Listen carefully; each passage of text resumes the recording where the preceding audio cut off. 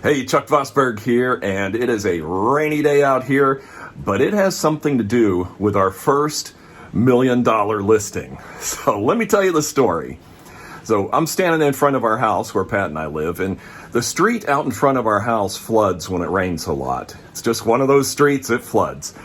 And when it does flood, people try and drive through it, of course, and they get stuck. So there's been so many people over the years that we've helped out in front of the house. But one day, I want to tell you about Jim and his wife, Valerie. So Jim and Valerie were in Toyota Prius, and they came up and out about the edge of our yard is where the water starts kind of getting deep. And so they stopped, and I could see they were contemplating what to do. So I walked over to their car, and the driver rolled down the window, and I said, look, don't try to drive through there. People get stuck in there every time it rains. So he told me that, oh yeah, well, we're trying to get out to the beach. You know, we're not really sure how to get there from here. So I gave him some directions on how to get out there on roads that don't flood, and gave him my card and said, look, if you get lost, just give me a call.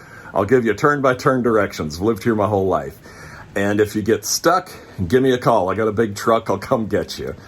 So they went on their way, and you know, that was fine. I guess they got to their condo just fine because I didn't hear from them. Then about a month later, I get a phone call. Hey, this is Jim. I was the guy that was thinking about driving through that water, and you helped us out to get out to the beach. So I was like, oh, hey, Jim, how's it going? He's like, well, my wife and I are thinking about selling our condo out on the beach, and you know, you were real nice to us, and we have your card, so, you know, we thought maybe we'd talk to you. So, you know, just because we were nice to them and helped them out a little bit and offered to help if they needed it more, we got our first $1 million listing. It was actually about 1.4 million, or maybe a little over that, I don't remember.